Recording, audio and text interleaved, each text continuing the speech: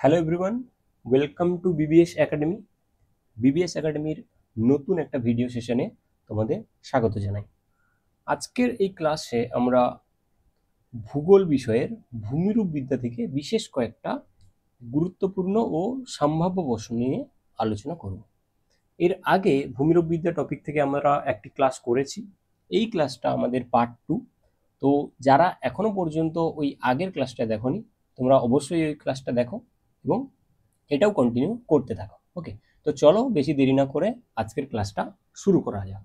ওকে, তো প্রথমে যে কোশ্চেনটা এখানে রয়েছে দেখো, যে ভূমিরূপ হলো গঠন, প্রক্রিয়া এবং পর্যায়ের একটি কার্য। এই ধারণাটি কে প্রস্তাব করেছিলেন? ওকে, এখানে যদি আমরা একটু দেখতে যাই অপশানগুলো, তার আগে আমি একটু জাস্ট ইংলিশটা পড়ে দিই, তাহলে আরও ইজি হয়ে যাবে তোমাদের কাছে। যে who proposed the idea that landform is a function of structure, process and stage. Okay, এটা যদি আমরা একটু দেখতে যাই, এখানে অপশানগুলো রয়েছে William Morris Davis, Walther Penck, L C King, J T Hack. Okay, এক্ষেত্রে দেখো এই যে স্টেটমেন্টটা রয়েছে, landform is a function of structure, process and stage, এটা কিন্তু মরিসের দেওয়া যে সাইকেল অফ ইরোশন, সেই সাইকেল অফ ইরোশনেরই একটা স্টেটমেন্ট, যেখানে উনি বলেছিলেন যে ল্যান্ডফর্মটা তৈরি হয় কি করে না, স্ট্রাকচার, প্রসেস এবং স্টেজের যে ফাংশন, যে কার্যকলাপ, তার ফলেই কিন্তু কোনো একটা বিশেষ ল্যান্ডফর্ম ক্রিয়েট হয়ে থাকে। এখানে যদি আমরা একটু এক্সপ্লেনেশন দেখতে যাই, উনি কি কি বলেছিলেন এই স্ট্রাকচার, প্রসেস এন্ড স্টেজের দ্বারা, এখানে রয়েছে দেখো, যে গঠন বলতে বা স্ট্রাকচার বলতে উনি কি বুঝিয়েছিলেন, যা শিলা ও গঠনের ভূ প্রকৃতি, যেমন কঠিন শিলা, নরম শিলা, ফল্ট বা ফাঁজ, অর্থাৎ যেই অঞ্চলটাতে এই ভূমিরূপের বিবর্তনটা কার্যকরী হবে, সেই অঞ্চলের কি ধরনের শিলা রয়েছে, কি ধরনের ভূগঠন রয়েছে, এবং সেখানে ফল্ট স্ট্রাকচার রয়েছে না ফোল্ড স্ট্রাকচার রয়েছে, নরম শিলা রয়েছে না কোমল শিলা রয়েছে না কঠিন শিলা রয়েছে, এগুলো কিন্তু স্ট্রাকচারের মধ্যে এসে পড়বে। নেক্সট আরেকটা বলেছেন কি না, প্রসেস। ওকে, অর্থাৎ ওই রিজিয়নটাতে এক্সোজেনেটিক কি কি প্রসেসগুলো কাজ করে থাকে।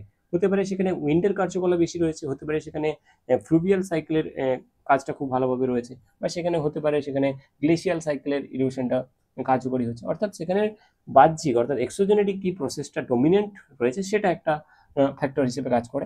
এছাড়াও যেটা বলেছেন যে স্টেজেস, অনেক সময় এই স্টেজটাকে টাইম হিসেবে ধরা হয়। ওকে, বা আমরা যদি স্টেজ ধরি, স্টেজের ক্ষেত্রে কিনা তিনটা স্টেজের কথা উনি বলেছিলেন, যে যৌবন, পরিণত এবং বার্ধক্য। এই তিনটা পর্যায়ের মাধ্যমে কি হয় না, একটা ভূমিরূপের কি হয় না, ইভলিউশন হতে থাকে টাইমের সাথে সাথে। ওকে, অর্থাৎ আরেকটা এখানে ইম্পর্টেন্ট জিনিস মনে রাখবে, যে মরিসের তত্ত্ব কিনা টাইম ডিপেন্ডেন্ট তত্ত্ব, অর্থাৎ টাইমের সাথে সাথে কিন্তু এই যে স্টেজেসগুলো, এগুলো আস্তে আস্তে আস্তে করে কিন্তু চেঞ্জেস হতে থাকে। প্রথমে আমরা দেখতে পাই যে ইউথফুল স্টেজ, যেটা যৌবন পর্যায়ে, দেন ম্যাচিওর স্টেজ, দেন ওল্ড স্টেজ, বার্ধক্য পর্যায়ে, এরকম আসতে থাকে। এটা টাইমের সাথে সাথে, ডেভিস বলেছিলেন ওনার তত্ত্বে যে টাইমের সাথে সাথে কিন্তু এটা ইভলিউশন করতে থাকে বা চেঞ্জেস হতে থাকে। তাই জন্য মরিসের যে তত্ত্বটা, সেটা কিন্তু time dependent theory. Clear?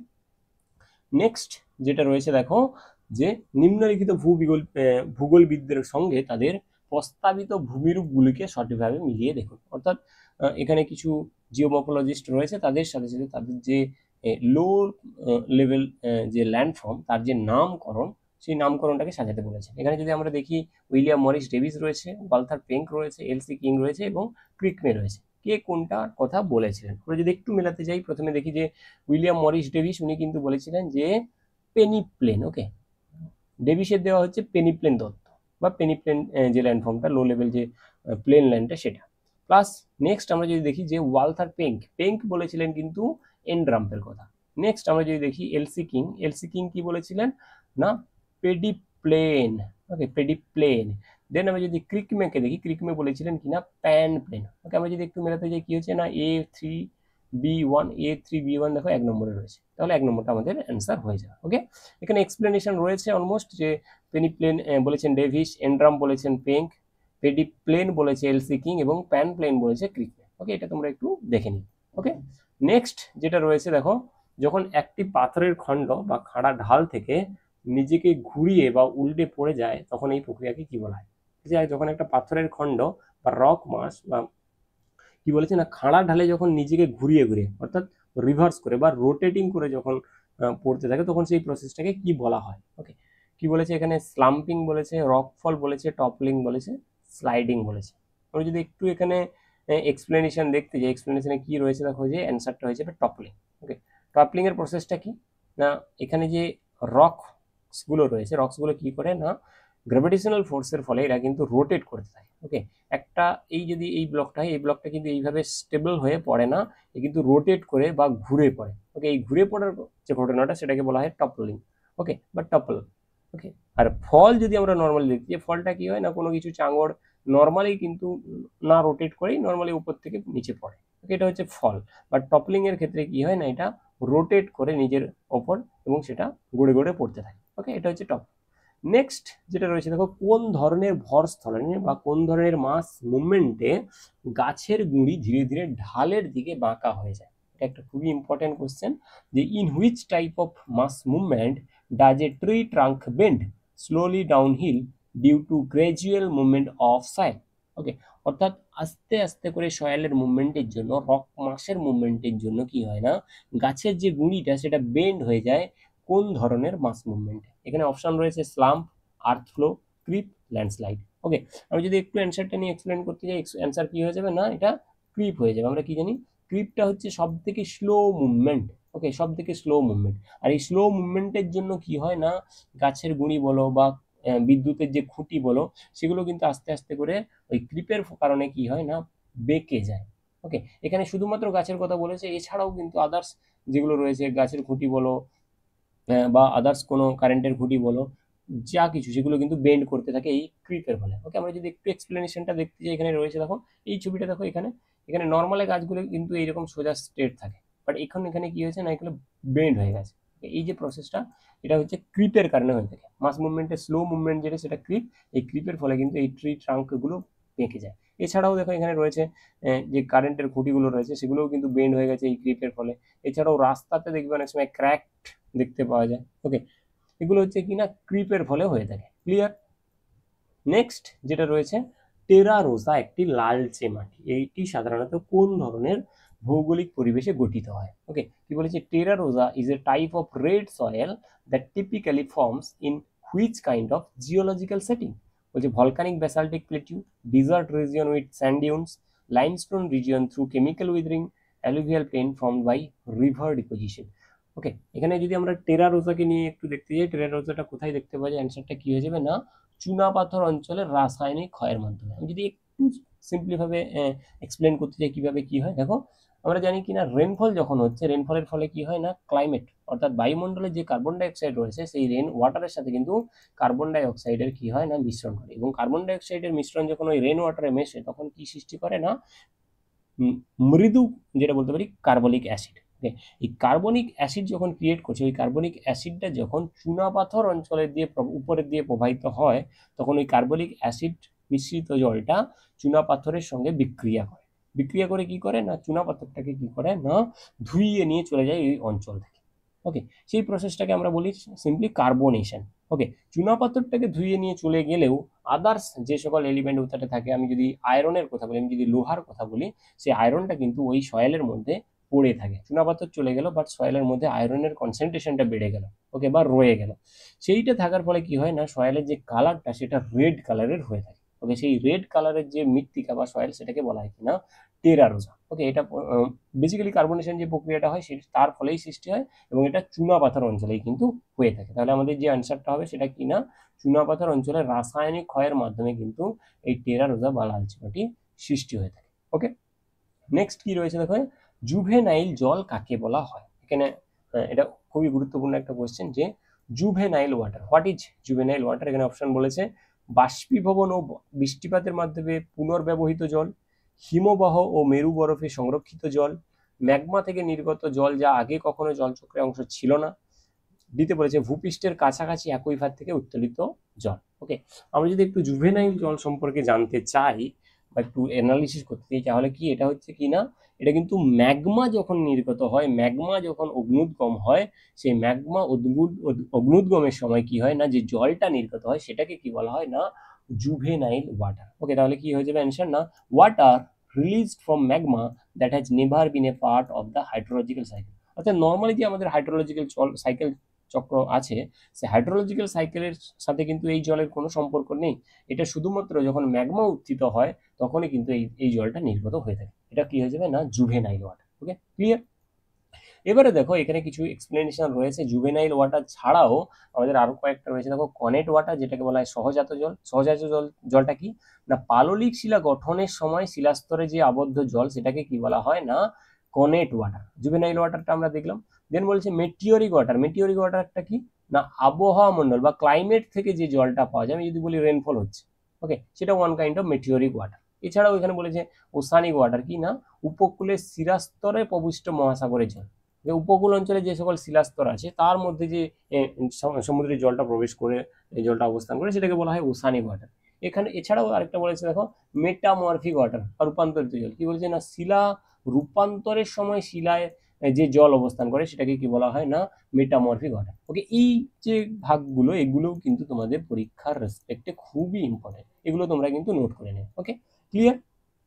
Next এখানে কি রয়েছে দেখো না, একটা দুটো কলাম দিয়েছে, দুটো কলামকে একটু ম্যাচ করতে বলেছে এবং এটা আরো ভেরি ভেরি ইম্পর্টেন্ট, এটাও পরীক্ষায় আসার কিন্তু প্রবল সম্ভাবনা রয়েছে। ওকে, দেখো প্রথমে কি কি দিয়েছে এখানে বলেছে অ্যাকুইটার্ড, অ্যাকুইক্লুড, অ্যাকুইফিউজ, পিজিওমেট্রিক সারফেস। ওকে, এইগুলোর সাথে ওর যে ক্যারেক্টারিস্টিক সেটাকে মেলাতে বলেছে। ওকে, প্রথমে দেখো তোমরা এই যখন এইরকম থাকবে তোমরা সবসময় প্রথমে ট্রাই করবে যে অ্যাকুইফিউজটাকে ধরার। ওকে, অ্যাকুইফিউজ মানে এটা এমন একটা স্তর যেটাতে কোনোভাবেই কিন্তু জল সঞ্চয় হয় না, জল পরিবহনও হয় না, একদম সম্পূর্ণরূপে অপব্রেশ্য। ওকে, বা প্রবেশ করতে পারে না, অর্থাৎ ফিউজড হয়ে গেছে, এটাতে কোনো ধরনের কাজ ক্রিয়াকলাপ চলে না। ওকে, অ্যাকুইফিউজ যেটা, অ্যাকুইফিউজটা কি হয়ে যাবে তাহলে সম্পূর্ণরূপে অপ্রবেশ্য স্তর যা জল সঞ্চয় বা পরিবহন করতে পারে না, এটা কি হয়ে যাবে সি হয়ে যাবে 1। ওকে, সম্পূর্ণ অপ্রবেশ্য স্তর যা জল সঞ্চয় বা পরিবহন করতে পারে না। এরপর দেখো যেটা ধরবে সেটা হচ্ছে অ্যাকুইটার্ড। ওকে, অ্যাকুইটার্ডটা কি, অ্যাকুইটার্ড হচ্ছে আধা প্রবেশ্য স্তর, আধা প্রবেশ্য, এবং এর মধ্যে যে জলের যে প্রবাহ মাত্রা বা প্রবাহিত হয় সেটা খুবই স্লোলি হয় বা সেটা ধীরে ধীরে হয়ে থাকে। তাহলে কি দেখো না আধা প্রবেশ্য যদি আমি দেখি এখানে রয়েছে দেখো একটি আধা প্রবেশ্য স্তর যা খুব ধীরে ধীরে জল প্রবাহিত হতে থাকে, এটা কি হয়ে যাবে না অ্যাকুইটার্ড। ক্লিয়ার? এরপর দেখো যেটা আমি দেখি অ্যাকুইক্লুড। অ্যাকুইক্লুডটা কি বলছে না এখানে কিন্তু জল সঞ্চয় করতে পারে কিন্তু জল প্রবাহিত হতে পারে না। অ্যাকুইক্লুড যেটা এখানে জল সঞ্চয় হতে পারে বাট জল প্রবাহিত হতে পারে না। এখানে কি দেখা এইটা যে জল সঞ্চয় করতে পারে কিন্তু জল সহজে প্রবাহিত হতে দেয় না, এটা হয়ে যাবে অ্যাকুইক্লুড। দেন যেটা 4 নম্বরে রয়েছে দেখো পিজিওমেট্রিক পৃষ্ঠ। এটা কি না এটা কাল্পনিক পৃষ্ঠ যা দেখায় কূপের জল কতটা দূর পর্যন্ত উঠবে, অর্থাৎ কতটা উচ্চতা পর্যন্ত কূপের জল উপরের দিকে উঠতে পারে, সেই কাল্পনিক সার্ফেসটাকে বলা হয় কিনা পিজিওমেট্রিক সার্ফেস। ওকে, এইটা হচ্ছে আমাদের ম্যাচিং। এবারে যদি আমি জাস্ট অ্যান্সারের সঙ্গে দেখতে যাই, এটা যে এ অপশন রয়েছে দেখো A4 B2 C1 D3, এটা কিন্তু আমাদের অ্যান্সার হয়ে যায়। ওকে, এটা কিন্তু খুবই ইম্পর্টেন্ট, এটা তোমরা দেখে নেবে। এটা ইংলিশেও রয়েছে, কেউ যদি কারো যদি সমস্যা হয় বাংলাতে বুঝতে তাহলে ইংলিশটা কিন্তু পড়ে নিতে পারো। ক্লিয়ার? আর এখানে যে ওর এক্সপ্লেনেশন বা আমি যদি বলি এর বৈশিষ্ট্য যে ক্যারেক্টারিস্টিক যে অ্যাকুইটার্ড কি, অ্যাকুইক্লুড কি, অ্যাকুইফিউজ কি এবং পিজিওমেট্রিক পৃষ্ঠ কি সেটা এখানে দেওয়া রয়েছে, তোমরা কিন্তু এটাকে গো থ্রু করবে এবং পড়ে নেবে। ওকে, এটা পরীক্ষার রেসপেক্টে কিন্তু খুবই ইম্পর্টেন্ট। ক্লিয়ার? নেক্সট কি বলেছে দেখো যে হিমবাহ উপত্যকার 2 ধাপের মাঝখানে। ওকে, হিমবাহর যে উপত্যকা থাকে তার 2 ধাপের মাঝখানে খাড়া ঢাল বা চড়াই অংশকে কি বলা হয়? একটু আমি ইংলিশটা দেখি কি বলেছে। The steep slope or climb between 2 step in a glacial valley is called tread riegel riser cirque. এটা খুবই ইম্পর্টেন্ট একটা কনসেপ্ট। এখানে যদি আমাকে বলে যে দুটো ধাপের মাঝখানে খাড়া যে ঢালটা, ওকে, খাড়া ঢালটা যে অবস্থান করে সেই অংশটাকে কি বলা হয়, তাহলে এখানে অপশনটা কি হয়ে যাবে না রাইজার। ওকে, তার অপশনটা কি হয়ে যাবে না রাইজার। এটা হচ্ছে খাড়া ঢাল অংশ। এখানে দেখো একটা ছবি রয়েছে, ছবিটা দেখলে বুঝতে পেরে যাবে। ওকে, কি হয় না যখন হিমবাহ উপত্যকাটা থাকে, হিমবাহ উপত্যকাটা কিন্তু সব জায়গাতে একদম সমতল অঞ্চলে অবস্থান করে না। হিমবাহ উপত্যকার মধ্যে কোথাও ধাপ থাকে, কোথাও অবনমিত অঞ্চল থাকে, কোথাও উঁচু অঞ্চল থাকে। ওকে, অর্থাৎ আমরা যদি এই হিমবাহ উপত্যকার মধ্যে অবস্থিত যে হিমশিড়ি, ওকে, যে হিমশিড়ি সৃষ্টি হয় সেই হিমশিড়িকে যদি আমরা একটু ক্লাসিফাই করতে যাই, হিমশিড়ির যে অংশগুলো রয়েছে সেগুলোকে যদি আমরা একটু দেখতে যাই তাহলে কিন্তু এই তিনটা জিনিস পেয়ে যাবো, যে ট্রেড রিগেল এবং রাইজার। ওকে, এখানে দেখো এইটা যদি আমি একটা হিমশিড়ি কনসিডার করি, এই যে ঢালু অঞ্চলটা রয়েছে, এই ঢালু অঞ্চলটাকে বা একদম খাড়া উপত্যকা অঞ্চলটাকে বলা হয় কিনা রাইজার, যেটা এখানে জানতে চাওয়া হয়েছে। ওকে, এছাড়াও আরো দুটো জিনিস রয়েছে, দেখো, একটা হচ্ছে ট্রেড আর একটা হচ্ছে তোমার রিগেল। ওকে, ট্রেডটা কি না, হিমবাহ উপত্যকায় দৈর্ঘ্য বরাবর যে চ্যাপ্টা এবং সমতল অংশ, এখানে বলেছে দেখো চ্যাপ্টা এবং সমতল অংশ। সমতল অঞ্চল বলতে কিন্তু এই যে এটা দেখতে হচ্ছে সমতল অঞ্চল, এই সমতল অঞ্চলটাকে কি বলা হয় না ট্রেড। এবং যেটা রিগেল হয়ে থাকে, রিগেলটা কিন্তু একটু উঁচু অঞ্চল। এখানে কি বলেছে দেখো, যে হিমবাহ ক্ষয়ে শক্ত শিলার যে চৌকাঠ বা প্রতিবন্ধক, অর্থাৎ হিমবাহ ক্ষয়ে হয়ে সমতল অঞ্চল পরিণত করে, বাট যেখানে হার্ড শিলা অবস্থান করবে সেখানে কিন্তু একটা চৌকাঠ বা উঁচু অঞ্চল বা উঁচু ঢিপির মতো অঞ্চল অবস্থান করবে। ওকে, সেই উঁচু অঞ্চলটাকে কি বলা হয় না রিগেল বলা হয়, যেটা কোথায় অবস্থান করে না রাইজারের মাথায় অবস্থান করে। ওকে, এই রাইজারের মাথায় অবস্থান করে কি না রিগেল। ক্লিয়ার? আর এখানে যেটা আমাদের জানতে চাওয়া হয়েছে যে হিমবাহ উপত্যকায় দুই ধাপের মাঝখানে খাড়া ঢাল বা চড়াই যে অংশ, সেটাকে কি বলে, সেটা হয়ে যাবে কিনা রাইজার। রাইজারটা কিন্তু খাড়া ঢাল বা স্টিপি স্লোপের অংশ বলতে পারি। ক্লিয়ার? নেক্সট কি রয়েছে দেখো না, যে অসঙ্গতিপূর্ণ সংযোগের কারণে উপনদী প্রধান নদীতে বিপরীত দিকে যুক্ত হলে তাকে কি বলে? অর্থাৎ প্রধান নদী যেদিকে প্রবাহিত হচ্ছে তার বিপরীতে কে প্রবাহিত হচ্ছে না উপনদী বা শাখা নদী, তখন সেই জলনির্গম প্রণালী বা তখন সেই প্যাটার্নটাকে কি বলা হয়ে থাকে। একটু যদি আমি ইংলিশে পড়তে যাই আরো ক্লিয়ারলি বুঝতে পারবে যে tributaries joining the main river in reverse direction due to discordant junction is called dendrite pattern, radial pattern, trellis pattern, barbed pattern. ওকে, যখন আমরা দেখব যে একটা প্রধান নদী যেদিকে প্রবাহিত হচ্ছে তার অপোজিট দিকে তার উপনদীগুলো প্রবাহিত হচ্ছে বা কোনো একটা উপনদী প্রবাহিত হচ্ছে, তখন সেই যে প্যাটার্নটা ক্রিয়েট করবে সেটাকে বলা হয় কিনা বারবেড প্যাটার্ন। ক্লিয়ার? সেটা হয়ে যাবে বারবেড প্যাটার্ন। এখানে দেখো এক্সপ্লেনেশনটা রয়েছে, এখানে দেখো এটা একটা নর্মাল রিভার সিস্টেম, যেখানে মেন রিভারটা যেদিকে ফ্লো করছে তার ট্রিবিউটারিগুলো কিন্তু সেই দিকে ফ্লো করছে বা উপনদীগুলোও কিন্তু সেই দিকে ফ্লো করছে। বাট যখন বারবেড স্ট্রাকচার বারবেড প্যাটার্ন চলে আসবে তখন কিন্তু মেন রিভার যেদিকে ফ্লো করছে তার অপোজিট দিকে কিন্তু উপনদীটা ফ্লো করবে। ওকে, এটা হতে পারে কোনো টেকটনিক আপলিফমেন্ট এর জন্য কিন্তু এটা হয়ে যেতে পারে, বা রিভার ক্যাপচার যদি হয়ে থাকে সেক্ষেত্রে কিন্তু এই ধরনের জলনির্গম প্রণালী বা ড্রেনেজ প্যাটার্নটা আমরা দেখতে পেয়ে থাকি। ওকে, এটা হয়ে যাবে কিনা বারবেড প্যাটার্ন। ক্লিয়ার? নেক্সট যেটা রয়েছে দেখো, এখানে যখন একটি হিমবাহ উপত্যকা সমুদ্র তলে নিমজ্জিত হয় তখন কি গঠিত হয়? এখানে রয়েছে what is formed when a glacial valley is submerged by sea water. Sea water দ্বারা যখন একটা গ্লেশিয়াল ভ্যালি সাবমার্জড হয়ে যাবে তখন সেটা কি গঠন করবে? এখানে বলেছে নদীমুখ, লেগুন, ফিজড এবং বদ্বীপ। ওকে, আমরা জানি যে যখন একটা হিমবাহ উপত্যকা যখন কোস্টাল এরিয়াতে সাবমার্জড হয়ে যাবে তখন সেটাকে আমরা কি বলি না ফিজড বলি বা ফিয়র্ড বলি। ওকে, এখানে দেখো এক্সপ্লেনেশন দেওয়া রয়েছে ফিজড বা ফিয়র্ডের, যখন হিমবাহ দ্বারা তৈরি উপত্যকা সমুদ্র জলে নিমজ্জিত হয় তখন তাকে ফিজড বা ফিয়র্ড বলে থাকে। ক্লিয়ার? নেক্সট কি বলেছে না বাস্কেট অফ এগস টোপোগ্রাফি বলতে কোন ভূ আকৃতি বা কোন ভূমিরূপের প্রাধান্য পায় এমন এলাকা বোঝায়। ওকে, এখানে কি বলেছে না বাস্কেট অফ এগ টোপোগ্রাফিটা কোন ভূমিরূপের সাথে related. Okay, the term basket of egg topography is used to describe a landscape dominated by esker, moraine, drumlin, cirque. আমরা যদি দেখি এখানে যে অপশনটা অ্যান্সারটা হবে সেটা কি হয়ে যাবে না ড্রামলিন। অর্থাৎ অনেকগুলো ড্রামলিন যখন পাশাপাশি অবস্থান করে সেটাকে দেখতে কি মনে হয় না যে একটা বাস্কেটে যদি আমি অনেকগুলো ডিম রাখি তাদের যে উপরিভাগ তাদের যে সারফেস এরিয়া যেটাকে দেখতে মনে হয় সেইটা কিন্তু দেখতে তার মতো দেখতে লাগে। অনেকগুলো যখন ড্রামলিন পাশাপাশি অবস্থান করবে সেটাকে কি বলা হয় না বাস্কেট অফ এগ টোপোগ্রাফি। ওকে, এটা হয়ে যাবে কিনা ড্রামলিন অ্যান্সার। ক্লিয়ার? এইখানে দেখো যে অনেকগুলো ড্রামলিন যখন পাশাপাশি অবস্থান করছে তখন মনে হচ্ছে যে একটা বাস্কেটের মধ্যে অনেকগুলো ডিম রাখা আছে, তাই জন্য এটাকে বলা হয় কিনা বাস্কেট অফ এগ টোপোগ্রাফি, যেটা কার সাথে রিলেটেড না ড্রামলিনের সাথে রিলেটেড। ক্লিয়ার? এখানে তোমাদের এক্সপ্লেনেশন রয়েছে, এটা কিন্তু তোমরা গো থ্রু। ওকে, নেক্সট কি বলেছে না হুগলি নদীতে অবস্থিত নয়াচর কোন ধরনের বারের উদাহরণ? Okay, the bar named Nayachar located in the Hooghly River is an example of point bar, mouth bar, mid channel bar, delta lobe. ওকে, এখানে যে বলেছে যে নয়াচর যে দ্বীপটা সেটা কোন ধরনের বারের এক্সাম্পল? এটা যে পয়েন্ট বার, মাউথ বার, মিড চ্যানেল বার, ডেল্টা লোব। আমরা যদি নয়াচরকে দেখি যেটা হুগলি নদীতে অবস্থিত, একদম আমরা যদি হলদিয়া যাই, হলদিয়ার ওইখান থেকে কিন্তু আমরা দেখতে পেতে পারি নয়াচরটাকে। ওকে, হলদিয়ার দুর্গাচক টাউনের দিক থেকে কিন্তু এই নয়াচরে যাওয়া যায়। ওকে, আমরা যদি একটু দেখি এটা কি ধরনের বার, এটা হয়ে যাবে অ্যান্সারটা আমরা যদি দেখি সেটা হয়ে যাবে কিনা মিড চ্যানেল বার, অর্থাৎ এক্ষেত্রে নদীর একদম মধ্যবর্তী অঞ্চলে কিন্তু এই আইল্যান্ডের মতো ল্যান্ডটা অবস্থান করে। ওকে, তাই এটাকে কি বলা হয় না মিড চ্যানেল বার। এবং এই যে ল্যান্ড বা এই যে বারটা ক্রিয়েট হয়েছে, এই দুদিক থেকে কিন্তু রিভার গিয়ে আবার এইভাবে ফ্লো করতে থাকে। ওকে, অর্থাৎ এটা দুদিক থেকে রিভারটা ভাগ হয়ে আবার জয়েন হয়ে যায় এবং মাঝখানে কিন্তু এই নয়াচরটা অবস্থান হয়। ওকে, এটা হয়ে যাবে কিনা মিড চ্যানেল বার। ওকে, এখানে দেখো এই যে হুগলি রিভারটা দেখতে পাচ্ছি, এদিক থেকে এদিক চলে গেছে, এদিক থেকে চলে গেছে। ওকে, এইটা হয়ে গেছে কিনা নয়াচর আইল্যান্ড। ওকে, ক্লিয়ার, এটা হয়ে যাবে মিড চ্যানেল বার। ক্লিয়ার, এখানে এক্সপ্লেনেশন একটু দেওয়া রয়েছে, তোমরা দেখে নিও। নেক্সট কি বলেছে, নদীর বাঁকে কোন পাশে পুল বা কাট ব্যাংক তৈরি হয়? পুলটা কোন পাশে তৈরি হয়ে থাকে? যে উত্তল বা কনভেক্স পাশে ক্ষয়ের কারণে, কনকেভ বা অবতল পাশে ক্ষয়ের কারণে, উত্তল পাশে সঞ্চয়ের কারণে, অবতল পাশে সঞ্চয়ের কারণে।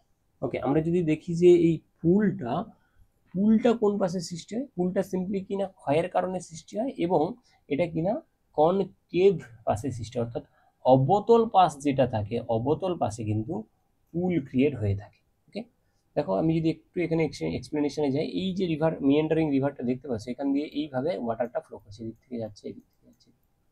যখন এইভাবে ওয়াটারটা ফ্লো করতে থাকে তখন কিন্তু যখনই তোমার ওয়াটারটা এইভাবে ফ্লো করবে, এই যে পোর্শনগুলো রিভারের যে এই পোর্শনগুলো ডাইরেক্ট ওয়াটারটা এখানে এসে হিট করবে, আবার এই দিক থেকে এসে এখানে হিট করবে, আবার এই দিক থেকে এখানে এসে হিট করবে। তাহলে এই পাশ বরাবর কিন্তু ইরোশনটা হাই হতে থাকে, এই পাশ বরাবর ইরোশনটা হাই হতে থাকে।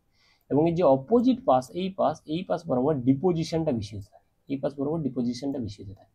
অর্থাৎ যেখানে ইরোশন হচ্ছে সেখানে কিন্তু পুল ক্রিয়েট করবে, আর যেখানে ডিপোজিশন হচ্ছে সেখানে কিন্তু রিফিল ক্রিয়েট করবে।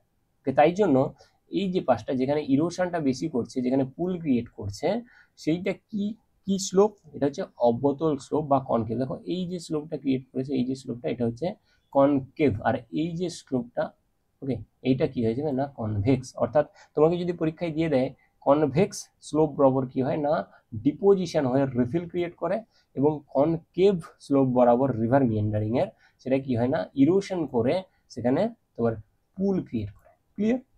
আর এর অ্যান্সারটা যেটা হবে সেটা হবে কনকেভ পাশে ক্ষয়ের কারণে, এবং এখানে এক্সপ্লেনেশনটা দেওয়া রয়েছে আর আমি এখানে ছবিটা দিয়েও বোঝালাম। ওকে, ক্লিয়ার?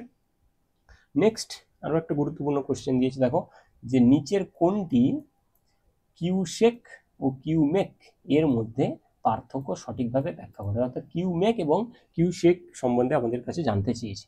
আমরা একটু দেখে নিই কি বলেছে অপশনে। যে কিউসেক গতি বোঝায়, কিউমেক আয়তন বোঝায়। কিউসেক বৃষ্টিপাত মাপে, কিউমেক বাষ্পীভবন মাপে।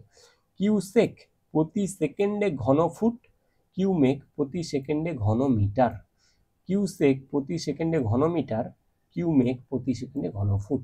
ওকে, আমরা যদি একটু ইংলিশটা দেখতে, এখানে কি বলেছে দেখো, যে which of the following correctly define the difference between cusec and cumec. Okay, এখানে বলেছে আমি জাস্ট এগুলোকে লিভ করছি, জাস্ট অ্যান্সারটা বলছি। দেখো অ্যান্সারটা যদি আমি দেখি প্রথমে, কিউসেক যেটা রয়েছে না, সেকটা কি হয়ে যাবে না ঘন ফুট। ওকে, ঘন ফুট, অর্থাৎ প্রতি সেকেন্ডে কত ঘন ফুট। আর যখন মেক থাকবে, মেক থাকা মানে ময়ের সাথে মিটার। ওকে, অর্থাৎ ঘন মিটার, মেকের সাথে যাবে কিনা ঘন মিটার, অর্থাৎ প্রতি সেকেন্ডে ঘন মিটার সেটা হয়ে যাবে কিউ মেক, আর প্রতি সেকেন্ডে ঘন ফুট সেটা হয়ে যাবে কিউ সেক।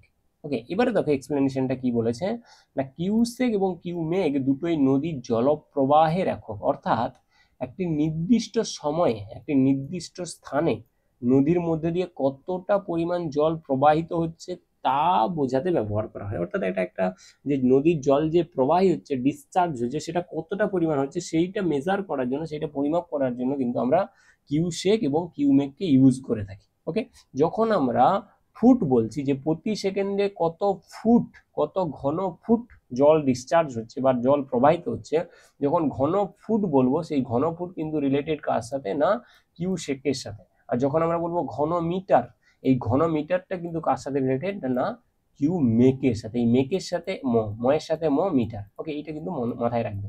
ক্লিয়ার? আর এখানে আরো এক্সপ্লেনেশন আছে, তোমরা কিন্তু এটাকে দেখে নেবে যে এফপিএস পদ্ধতিতে ব্রিটিশ পদ্ধতিতে ব্যবহৃত হয় এই একক, যেটা হচ্ছে কিউবিক ফিট পার সেকেন্ড বা কিউসেক। আর যেটা হচ্ছে তোমার কিউমেক সেটা কি না সিজিএস বা মেট্রিক পদ্ধতিতে ব্যবহৃত একক। এই জিনিসগুলো একটু মাথায় রাখবে। ক্লিয়ার? নেক্সট যেটা রয়েছে দেখো যে দ্রুত গতি সম্পন্ন নদীর জলে তৈরি হওয়া বায়ুর বুদবুদ ফেটে গিয়ে নদীতল বা শিলা প্রাচীর ক্ষয় হয়, বা আমি বলতে পারি রিভার ওয়াল যেটা রয়েছে, এই প্রক্রিয়াকে কি বলা হয়? ঘর্ষণ, আঘাত, ক্যাভিটেশন, দ্রবণ। ওকে, আমি একটু ইংলিশটা জাস্ট পড়ার চেষ্টা করছি যে the process in which air bubbles in fast flowing river water burst and erode the river bed or rock wall is known as abrasion, attrition, cavitation, solution। অর্থাৎ নদীর জল প্রবাহের সাথে সাথে যখন এয়ার বাবলগুলো ক্রিয়েট করে, সেই এয়ার বাবলগুলো যে রিভার বেডে বা রিভার ওয়ালের ফাটলের মধ্যে ঢুকে ব্লাস্ট করে যে ক্ষয় প্রক্রিয়া সম্পন্ন করে, সেই ক্ষয় প্রক্রিয়াকে কি ধরনের ক্ষয় বলা হয়? ওকে, সেটা যদি আমরা একটু অ্যান্সারটা দেখতে যাই, অ্যান্সারটা কি হয়ে যাবে না ক্যাভিটেশন। ওকে, এটাকে বলা হয় ক্যাভিটেশন বা বুদবুদ ফেটে ক্ষয়। ক্লিয়ার? এখানে কি হয় না, রিভারটা যখন ফ্লো করতে থাকে তখন কি হয় না, ওই জলের চাপের ফলে বা জলটা যখন প্রবাহিত হচ্ছে তখন কি হয় না, অনেক ধরনের জলের বা বায়ুর অনেক সময় বাবল ক্রিয়েট করে। এই বাবলগুলো কি হয় না, যখন রিভার ওয়ালে যে ফাটলগুলো থাকে সেই ফাটলের মধ্যে গিয়ে কি করে না ঢুকে যায় বা ব্লাস্ট করে। ওকে, সেই ব্লাস্ট করার ফলে তার যে প্রেশারটা রিলিজ হয়, তার ফলে কিন্তু রিভারের যে ওয়াল বা রিভার বেড সেখানে কিন্তু কি হয় না ইরোড করতে থাকে। এটাকে কি বলা হয়? এটাকে বলা হয় ক্যাভিটেশন প্রক্রিয়া, ক্যাভিটেশন। ক্লিয়ার? এখানে এক্সপ্লেনেশনটা রয়েছে, তোমরা একটু দেখে নিও। ওকে, নেক্সট কি বলেছে দেখো যে নদী পলি পরিবহনের ষষ্ঠ ক্ষমতা আইনের কৃতিত্ব কাকে দেওয়া হয়? একটু আমি ইংলিশটা পড়ি, তাহলে আরো ক্লিয়ারলি বুঝতে পারবে কোশ্চেনটা কি। যে who is credited with the six power law of river sediment transport? বলেছে ডেভিস, হপকিন্স, গিলবার্ট, টেঙ্ক। ওকে, আমি যদি একটু দেখতে যাই এই লটা যে sixth power law of river transportation, okay, তাহলে সেটা কিন্তু যে এক্সপ্লেন করেছিলেন একদম ফর্মুলা দিয়ে, সেটা ছিলেন কে না গিলবার্ট। ওকে, এখানে যে অ্যান্সারটা হবে সেটা কিন্তু গিলবার্ট। অনেক ক্ষেত্রে তোমাদের কিন্তু গিলবার্ট নাও থাকতে পারে। ওকে, প্রথমের দিকে এই এই যে ফর্মুলা বা এই যে ধারণা, ওকে, এই লয়ের ধারণা দিয়েছিলেন কিন্তু হপকিন্স। তাই জন্য অনেক ক্ষেত্রে কিন্তু হপকিন্স অ্যান্সার হয়ে যায় যদি না গিলবার্ট থাকে। যদি তোমাকে কোশ্চেন বলে যে এই ষষ্ঠ ঘাতের সূত্র যেটা রয়েছে তার ধারণা কে দিয়েছিল, যদি ধারণা বলে দেয় কে দিয়েছিল, সেটা হয়ে যাবে কে না হপকিন্স। ক্লিয়ার? আর যদি তোমাকে বলে কে ম্যাথমেটিক্যালি অ্যাপ্লাই করেছিল বা কাকে কৃতিত্ব দেওয়া হয়, সেটা হয়ে যাবে কিনা গিলবার্ট। ক্লিয়ার? এখানে কিন্তু অ্যান্সারটা হয়ে যাবে গিলবার্ট। বা ধারণা যদি থাকে যে কে ধারণা দিয়েছিল প্রাথমিকভাবে, সেটা কিন্তু অ্যান্সার হবে হপকিন্স। ক্লিয়ার? এখানে দেখো এক্সপ্লেনেশন দেওয়া রয়েছে যে অ্যান্সারটা হয়ে যাবে গিলবার্ট। এখানে বলেছে যে এই সূত্র অনুযায়ী নদীর গতি দ্বিগুণ হলে, অর্থাৎ নদীর যে ভেলোসিটি সেটা যদি দ্বিগুণ হয়ে যায়, ওকে, তাহলে তার পরিবহন ক্ষমতাটা কি হয় না 2⁶ পাওয়ারে বাড়তে থাকে, অর্থাৎ 64 গুণ বেড়ে যায়। ক্লিয়ার? আর এখানে কি বলেছে, যদিও হপকিন্স এই রকম ধারণা দিয়েছিলেন, অর্থাৎ এটা হপকিন্স প্রথম ধারণা দিয়েছিলেন, বাট গিলবার্ট প্রথম কি করে না এই ধারণাটি নদীর প্রবাহ ও পলি পরিবহনের সাথে ব্যবহার করেন। ওকে, উনি কি করেছেন, এটা ম্যাথমেটিক্যালি অ্যাপ্লাই করে রেখেছেন কে না গিলবার্ট, বাট ধারণা দিয়েছিলেন হপকিন্স। ক্লিয়ার? নেক্সট কি রয়েছে দেখো, নিম্নলিখিত কোন জলপ্রপাত নিক পয়েন্টের কারণে গঠিত হয়েছে? ওকে, কোন জলপ্রপাতটা নিক পয়েন্ট সৃষ্টির কারণে গড়ে উঠেছে, বা নিক পয়েন্ট বরাবর যে কোন জলপ্রপাতটা সৃষ্টি হয়েছে? এখানে বলেছে যোগ জলপ্রপাত সরাবতী রিভারে, ধোঁয়াধর জলপ্রপাত নর্মদা নদীতে, হুড্রু জলপ্রপাত সুবর্ণরেখা নদীতে। আর এখানে 4 নম্বরে বলেছে উপরোক্ত সবকটাই। ওকে, এখানে যদি আমরা একটু দেখতে যাই নিক পয়েন্টের সাথে কোন ওয়াটারফলস রিলেটেড, সেটা কিন্তু এখানে সবগুলোই হবে। এই সব যে ওয়াটারফলসগুলো রয়েছে সবগুলোই কিন্তু আমাদের নিক পয়েন্টের সাথে রিলেটেড। তোমাদের পরীক্ষাতে কিন্তু শুধুমাত্র যে কোনো একটা তুলে দিয়ে বলতে পারে, বা অনেকগুলো ভুল দিয়ে তার মধ্যে একটা রাইট অ্যান্সার দিয়ে দিতে পারে। তাই জন্য আমি এগুলো সবগুলোই এনেছি যে নিক পয়েন্টের সাথে যেগুলো রিলেটেড, সেটা হচ্ছে যোগ, ধোঁয়াধর, হুড্রু, এই তিনটাই কিন্তু অ্যান্সার। তাই জন্য ডি হবে সবকটাই ঠিক। ক্লিয়ার? এখানে দেখো রয়েছে যে নিক পয়েন্টটা কি এবং কি ব্যাপার। এখানে দেখো যে নিক বিন্দু হলো এমন একটি বিন্দু যেখানে নদীর পুনর্যৌবন লাভের ফলে নদীর দৈর্ঘ্য বরাবর আকস্মিক ঢালের পরিবর্তন ঘটে, অর্থাৎ ঊর্ধ্ব উপত্যকায় মৃদু ঢাল এবং নিম্ন উপত্যকায় খাড়া ঢালের সংযোগস্থলকে বলা হয় নিক বিন্দু। ওকে, এইখানে যে নিক পয়েন্টটা সৃষ্টি হয়েছে, আগের যে ভূমি ঢাল সেটা কিন্তু এইরকম নর্মাল ছিল। হঠাৎ করে যদি বেশি পরিমাণ ইরোড বা ডাউনওয়ার্ড শিফট হয়ে যায় টেকটনিকের কারণে, বা ফল্ট স্ট্রাকচার, ফোল্ড স্ট্রাকচার, যা কোনো হয়ে থাকে, তার ফলে যদি এই এই উপত্যকাটা উপরের দিকে ওঠে বা এটা যদি ডাউনওয়ার্ড হয়, তাহলে এই যে ট্রানজিশন জোনটা যেখানে এই স্টিপি স্লোপটা ক্রিয়েট করেছে, সেই বরাবর কিন্তু নিক পয়েন্টের সৃষ্টি, এবং এই বরাবর কিন্তু আবার কিন্তু ইরোশনাল প্রসেসটা চালু হয়েছে। ওকে, এখানে যে কোশ্চেনটা বলেছে সেটা কিন্তু সবগুলোই আমাদের অ্যান্সার হয়েছে। আর এই যে এক্সপ্লেনেশনটা রয়েছে সেটাও কিন্তু তোমরা দেখে রাখবে, এটা ইম্পর্টেন্ট। ওকে, নেক্সট কি বলেছে দেখো, ম্যাচ দ্য কলাম। এখানে কলাম ম্যাচ করতে বলেছে। এখানে কিছু স্যান্ড ডিউনস রয়েছে এবং স্যান্ড ডিউনস যে রয়েছে তার রেসপেক্টে যে উইন্ডের ডিরেকশনের সাথে সেই স্যান্ড ডিউনসের কি রিলেশন রয়েছে তার রেসপেক্টে ম্যাচিং করতে বলেছে। প্রথমে রয়েছে আমাদের বারখান, দেন রয়েছে লংগিটিউডিনাল বালিয়াড়ি, বা তারপরে রয়েছে ট্রানভার্স, তারপরে রয়েছে স্টার ডিউনস। ওকে, অর্থাৎ আমি যদি প্রথমে দেখি যে লংগিটিউডিনাল যেটা হয়, লংগিটিউডিনালটা কি হয় না, প্যারালালি যখন থাকে, অর্থাৎ বাতাসের সাথে সাথে প্যারালালি যে স্যান্ডিউন্সটা অবস্থান করবে, অর্থাৎ যেই দিকে স্যান্ডিউন্সটা রয়েছে সেই দিকেই কিন্তু এয়ারটা ফ্লো করছে, এয়ারটা বাতাসটা বইছে, সেটা কি হবে না প্যারালাল অবস্থান করে দুটো, সেটা হয়ে যাবে কিনা লংগিটিউডিনাল স্যান্ডিউন্স। ওকে, আমরা যদি একটু এটাকে মেলাতে যাই, শিপ বালিয়াড়ি লংগিটিউডিনাল কি হবে না প্যারালাল। দেখো এখানে দেখো প্যারালাল রয়েছে, ফর্ম প্যারালাল টু বাইডাইরেকশনাল উইন্ড। ওকে, অর্থাৎ যেটা এই যে সরাসরি এটা হয়ে যাবে, বির সাথে টু হয়ে যাবে। ওকে, আমি যদি একটু বারখান দেখতে যাই, বারখানটা কি, বারখান অনেক সময় দেখবে না হর্ন আছে বা সিং দেখতে পাই, বারখানে এরকম চাঁদের মতো কিন্তু ক্রিসেন্টিক এটা কিন্তু সিং দেখতে পাই, যে দুটো সিং, দুপাশে দুটো সিং থাকে। তাহলে এখানে আমি যদি একটু ম্যাচিং করতে যাই, কি রয়েছে দেখো, যে form by strong unidirectional wind crescent shaped with horns pointing downward. Okay, এই যে হর্ন দেখতে পাই যায় তখন সেটাকে যে না বারখান।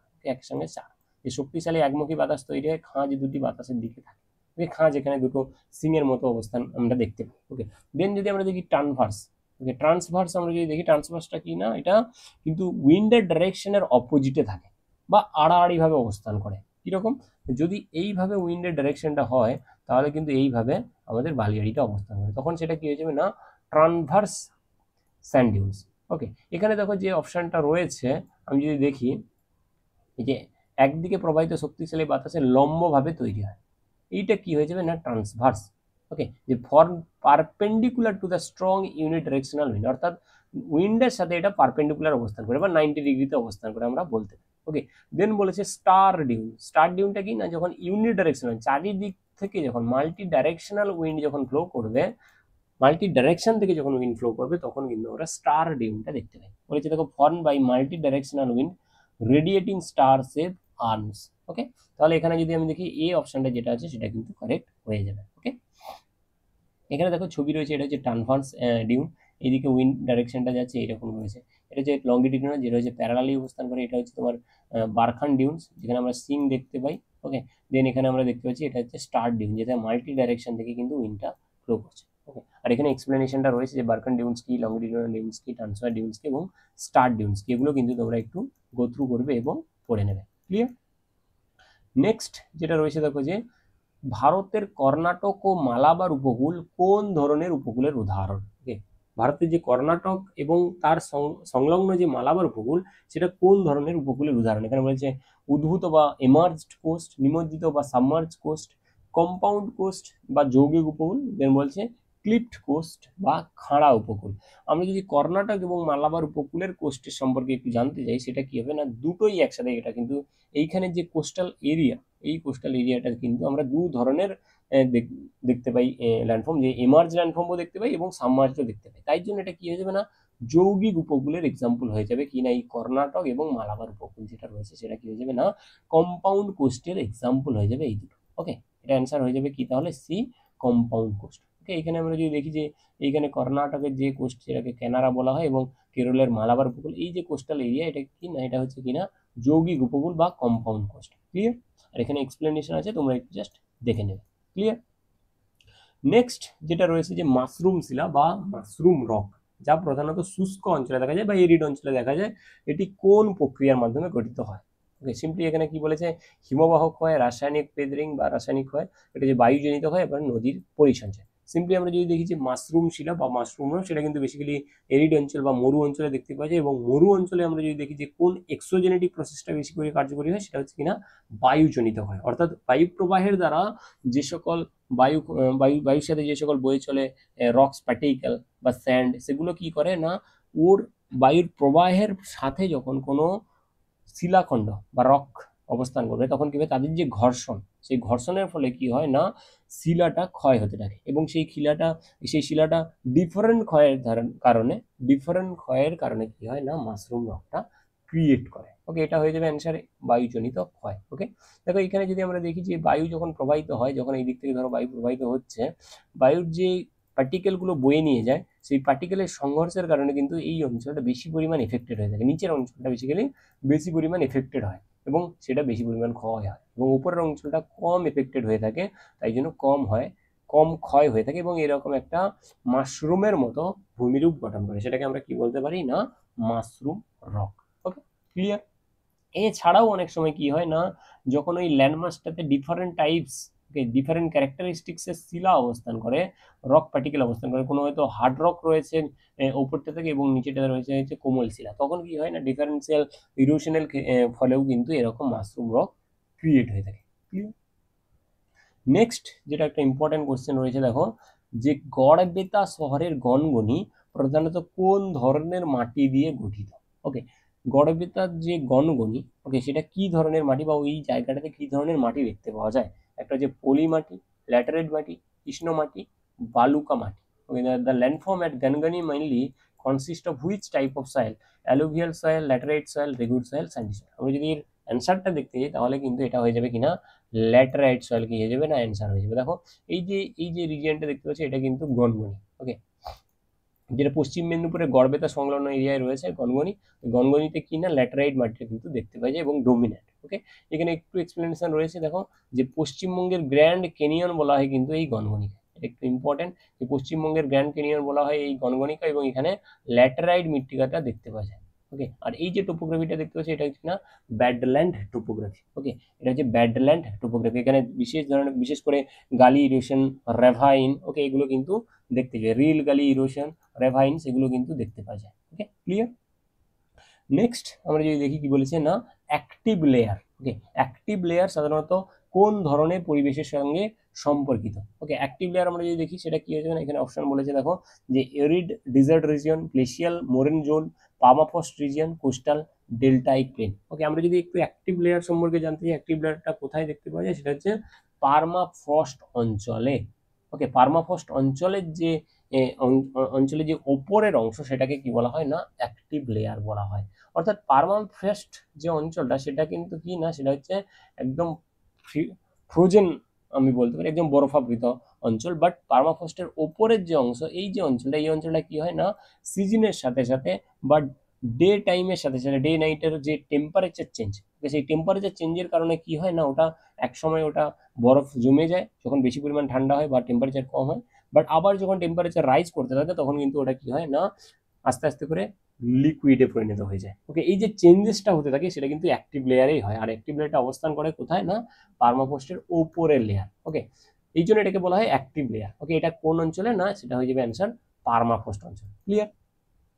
নেক্সট যেটা রয়েছে, দেখো যে নিম্নলিখিত কোনটি স্ট্যালাকটাইট ও স্ট্যালাকমাইট সম্পর্কে সঠিক ব্যাখ্যা দেয়? স্ট্যালাকটাইট এবং স্ট্যালাকমাইটটা কি এখানে জানতে চাওয়া হয়েছে, যে which of the following statements correctly describe stalactite এবং স্ট্যালাকমাইট। ওকে, এখানে কি বলেছে দেখো অপশন, স্ট্যালাকটাইট মাটিতে গজায়, স্ট্যালাকমাইট ছাদ থেকে ঝোলে, স্ট্যালাকমাইট ছাদ থেকে ঝোলে, স্ট্যালাকটাইট মাটি থেকে ওঠে, স্ট্যালাকটাইট ছাদ থেকে ঝোলে, স্ট্যালাকমাইট মাটিতে গজায়। ওকে, এখানে যেটা অ্যান্সার হয়ে যাবে যে এরা কেবল হিমবাহ গুহায় গঠিত। অর্থাৎ এর যে অ্যান্সারটা সেটা আমরা যদি দেখি, স্ট্যালাকটাইট যেটা, টাইট টিটা কি না টপ। ওকে, অর্থাৎ যে গুহার যে ছাদ বলতে পারি, সেই গুহার ছাদ থেকে টপ থেকে যেটা ঝুলে সেটা হয়ে যাবে স্ট্যালাকটাইট, অর্থাৎ টাইট টপ, অর্থাৎ ওপরে থাকে। আর মাইট যেটা হয়ে যায় স্ট্যালাকমাইট, মাইটটা হচ্ছে আমরা বলতে পারি মাটি। ওকে, অর্থাৎ মাটি থেকে যেটা উঠবে, অর্থাৎ নিচ থেকে যেটা উপরের দিকে উঠবে, মাটি থেকে যেটা উপরের দিকে উঠবে সেটা হয়ে যাবে স্ট্যালাকমাইট। ক্লিয়ার। এখানে যে অপশনটা হবে সেটা হয়ে যাবে স্ট্যালাকটাইট ছাদ থেকে ঝোলে, স্ট্যালাকমাইট মাটিতে গজায় বা মাটি থেকে উপরের দিকে রাইজ করে। ক্লিয়ার, এটা সিটা হয়ে যাবে আমাদের অ্যান্সার। ওকে, এখানে দেখো এক্সপ্লেনেশন অলমোস্ট দেওয়া রয়েছে, স্ট্যালাকটাইট কি, স্ট্যালাকমাইট কি, কিরকম কি। ওকে, এটা চুনাপাথর গুহার ছাদ অঞ্চলে বা চুনাপাথর যদি অঞ্চলে এগুলো কিন্তু দেখতে পাওয়া যায়। ওকে, এগুলো তোমরা একটু জাস্ট দেখে নেবে। এখানে যদি আমরা একটু ছবিতে দেখতে যাই, এই দেখো নিচ থেকে যেটা উপর দিকে রাইজ করছে সেটা কি হয়ে যাবে স্ট্যালাকমাইট, এবং উপর ছাদ থেকে যেটা ঝুলছে আস্তে আস্তে করে বেড়ে যাচ্ছে এটা হয়ে যাবে স্ট্যালাকটাইট। এবং এই স্ট্যালাকটাইট এবং স্ট্যালাকমাইট যখন জয়েন হয়ে যায় একসাথে তখন সেটা কি সৃষ্টি করে না cave pillar, cave pillar, cave pillar সৃষ্টি করে, বা এখানে দেখা যাচ্ছে কলাম সৃষ্টি করে। ওকে, ক্লিয়ার। নেক্সট আরেকটা কোশ্চেন রয়েছে, দেখো যে এখানে ম্যাচিং কোশ্চেন রয়েছে। ম্যাচিং কোশ্চেন কি বলেছে না, এখানে কিছু তত্ত্ব বলেছে এবং তার যে প্রোপোনেন্ট সেটাকে মেলাতে বলেছে, এই থিওরি, সেই থিওরির সাথে যে প্রোপোনেন্ট সেটাকে মেলাতে বলেছে। দেখো এখানে কি বলেছে না, প্রথমে যেটা দিয়েছে না slope decline theory, parallel retreat theory, slope replacement theory এবং slope evolution in humid regions theory. সেটা কার? প্রথমে আমরা যদি দেখি একটু slope decline theory, slope decline theory হয়ে যাবে কার না, ডেভিসের ডিক্লাইন থিওরি। দেন আমরা যদি দেখি না প্যারালাল রিট্রিট, প্যারালাল রিট্রিট আমরা কি জানি না, এলসি কিং এর দেওয়া প্যারালাল রিট্রিট। দেন আমরা যদি স্লোপ রিপ্লেসমেন্ট দেখি, স্লোপ রিপ্লেসমেন্ট কার না, পেঙ্কের থিওরি।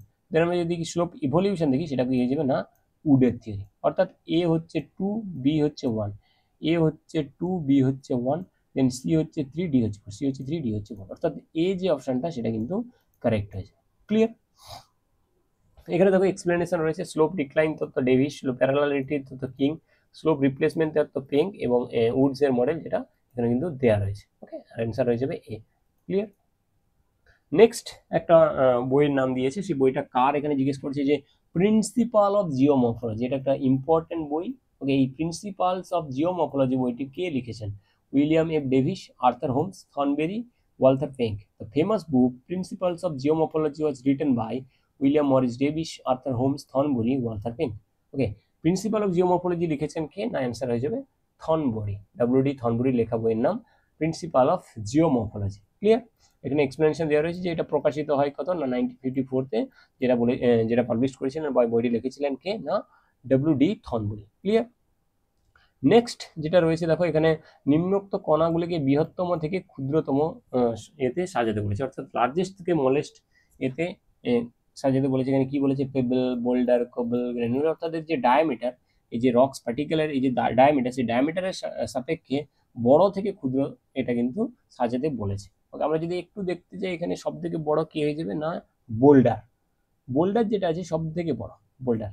ওকে, বোল্ডারের পর কি আসবে না, বোল্ডারের পর আসবে কবল। ওকে, বোল্ডারের পর আসবে কবল, অর্থাৎ 2, 3। দেন কি আসবে না, পেবল 1। ওকে, বোল্ডার, কবল, পেবল, দেন আসবে গ্রানুয়েলস 4, দেন আসবে স্যান্ড। ওকে, 5। অর্থাৎ বোল্ডার, কবল, পেবলস, গ্রানুয়েলস, স্যান্ড, 1 নম্বর যেটা আছে সেটা কিন্তু কারেক্ট অ্যান্সার হয়েছে। ক্লিয়ার? এখানে দেখো এক্সপ্লেনেশন দেওয়া রয়েছে, এখানে একটু জাস্ট ছবিতে বলা হয়েছে কোনটার কতটা কি ডায়ামিটার হয়ে থাকে। এখানে বলেছে বোল্ডার, তার ডায়ামিটার দেখো গ্রেটার দেন 256 মিলিমিটার, দেন কোবেলের 64 থেকে 256 মিলিমিটার, দেন পেবেলের 4 থেকে 64 মিলিমিটার, দেন গ্র্যানুয়েলসের 2 থেকে 4 মিলিমিটার। ওকে, এদের যে ডায়ামিটার সেটা দেওয়া রয়েছে উইথ রেসপেক্ট। ওকে, আর এখানে যে ক্রোনোলজিটা হবে বড় থেকে ছোট, সেটা কিন্তু বোল্ডার, কোবেল, পেবেলস, গ্র্যানুয়েলস। তোমাকে যদি এটা ছোট থেকে বড় করে তাহলে কিন্তু এটা অপোজিট ডাইরেকশনে আসবে। ওকে, পরীক্ষাতে কি ধরনের দেবে সেটা কিন্তু দেখেই তোমরা অ্যান্সারটা করবে। ক্লিয়ার? নেক্সট যেটা রয়েছে দেখো, যে ভাঁজযুক্ত পর্বতের অ্যান্টিক্লাইন ও সিনক্লাইনের মধ্যে আগ্নেয়গিরির অগ্নুৎপাতে লাভা জমা হলে যে ভূমিরূপ গঠিত হয় তা হলো। অর্থাৎ যখন ম্যাগমা উত্থিত হবে বা লাভা যখন ফ্লো করবে, তখন পর্বতের যে অ্যান্টিক্লাইন থাকে বা ফোল্ড স্ট্রাকচারে যখন অ্যান্টিক্লাইনের মধ্যে এবং সিনক্লাইনের মধ্যে ওই লাভাটা সঞ্চয় হবে, সঞ্চয় হয়ে যে ভূমিরূপটা গঠন করবে সেটাকে কি বলা হয়? সেটাকে কি বলা হয়? এখানে অপশন দিয়েছে দেখো, যে ল্যাকোলিথ, ব্যাথোলিথ, থ্যাকোলিথ, লোপোলিথ। যখন এন্টিক্লাইন এবং সিনক্লাইনের কথা থাকবে তখন কিন্তু সেটা কি হয়ে যাবে না, থ্যাকোলিথ।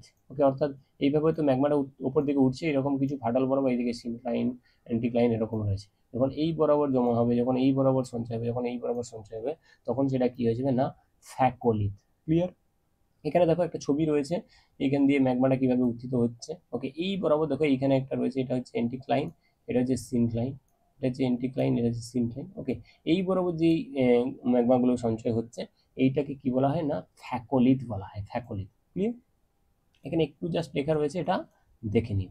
ওকে, নেক্সট যেটা রয়েছে দেখো, ব্যাসাল্টিক লাভা দ্বারা আবৃত মালভূমিতে একটি একাকী খাড়া সমতল ঢালযুক্ত বা সমতল শীর্ষযুক্ত পাহাড়কে কি বলা হয়? আমরা যদি একটু ইংলিশটা পড়ি আরো ক্লিয়ার হয়ে যাবে, যে অ্যান আইসোলেটেড স্টিপ সাইডেড, একটা বলেছে isolated plus steep sided flat topped hill found in a basaltic lava capped plateau is called, কি বলেছে না, মোনাডানক, মেসা, বিউটে, ইনসেলভাস। যখন দেখবে এরকম দিয়েছে যে আইসোলেটেড হিল, তার স্টিপ স্লাইড রয়েছে এবং তার টপটা ফ্ল্যাট রয়েছে এবং ব্যাসাল্টিক লাভা দ্বারা গঠিত, সেটা কি হয়ে যাবে না, সেটা হয়ে যাবে মেসা। সেটা হয়ে যাবে মেসা। ওকে, এইখানে দেখো এইখানে এটা পেটু অঞ্চল এবং যে আইসোলেটেড প্লেটু সেটা এইটা, এই যে সাইডগুলো দেখো খাড়া ঢাল এবং এর ওপরটা কিন্তু প্লেন রয়েছে। ওকে, টপ ফ্ল্যাট রয়েছে, সেটা হয়ে যাবে মেসা। ওকে, আর আস্তে আস্তে করে যখন মেসাটা ইরোডেড হয়ে যাবে, ছোট হয়ে যাবে, তখন সেটাকে আমরা বলতে পারি বুটে। ওকে, বাট এইটা হয়ে যাবে মেসা। ওকে, এখানে এক্সপ্লেনেশন রয়েছে, এক্সপ্লেনেশনটা তোমরা কিন্তু একটু দেখে নিও। ক্লিয়ার? এখানে যে অ্যান্সারটা চেয়েছে বা কোশ্চেনটা দিয়েছে তার কিন্তু এটা হয়ে যাবে মেসা। নেক্সট যেটা রয়েছে যে হাইড্রোলিক স্লোপ থিওরি কে প্রস্তাব করেছিলেন? যে হাইড্রোলিক স্লোপ থিওরি কে প্রস্তাব করেছিলেন? ডব্লিউ.এম. ডেভিস, আর.ই. Horton, A N. স্ট্রলার, এল.সি. পেন্টিয়ার। ওকে, আমরা যদি দেখি যে হাইড্রোলিক স্লোপ থিওরি সেটা কিন্তু কার না? আর.ই. হার্টনের। হার্টনের দেওয়া থিওরির নাম হচ্ছে হাইড্রোলিক স্লোপ থিওরি। ওকে, এখানে এক্সপ্লেনেশন দেওয়া রয়েছে, এক্সপ্লেনেশনটা তোমরা একটু দেখে নিও। অ্যান্সারটা হয়ে যাবে কিনা হার্টনের দেওয়া হাইড্রোলিক স্লোপ থিওরি। ওকে, নেক্সট যেটা রয়েছে দেখো, বিশ্বের সবচেয়ে বড় হিমবাহ ল্যাম্বার্ট হিমবাহ কোথায় অবস্থিত? The world's largest glacier the Lambert glacier is located in Greenland, Antarctica, Alaska, Canada. আমরা যদি দেখি এর অ্যান্সারটা, তাহলে কি হয়ে যাবে না, ল্যাম্বার্ট হিমবাহ যেটা অবস্থান করে সেটা কোথায় না, আন্টার্কটিকাতে রয়েছে। আন্টার্কটিকাতে অবস্থান করে এই লার্জেস্ট গ্লেশিয়ার ল্যাম্বার্ট। ওকে, এর যদি আমরা একটু ক্যারেক্টারিস্টিক্স দেখতে চাই, কি বলেছে না, এটা বলেছে 400 কিলোমিটার পর্যন্ত এটা কিন্তু দৈর্ঘ্য, এবং এই যে প্রস্থ সেটা কিন্তু 100 কিলোমিটার পর্যন্ত বিস্তৃত। এবং যদি আমরা গড় পুরু দেখি, ওকে, সেই পুরুটা বা উইথ যেটা হয় সেটা কত না, 2.5 কিলোমিটার পর্যন্ত। ওকে, এটা কিন্তু এর যে ক্যারেক্টারিস্টিক্স সেটা, এবং এর যে অবস্থান সেটা কোথায় না, আন্টার্কটিকাতে। ক্লিয়ার? ওকে, তো আজকের ক্লাসটা এতটাই। ওকে, থ্যাংক ইউ সবাইকে ক্লাসটা করার জন্য। আর যদি ক্লাসটা ভালো লেগে থাকে অবশ্যই তোমরা ক্লাসটাতে লাইক করো, শেয়ার করো। ওকে, চলো দেখা হচ্ছে নেক্সট ক্লাসে। Thank you.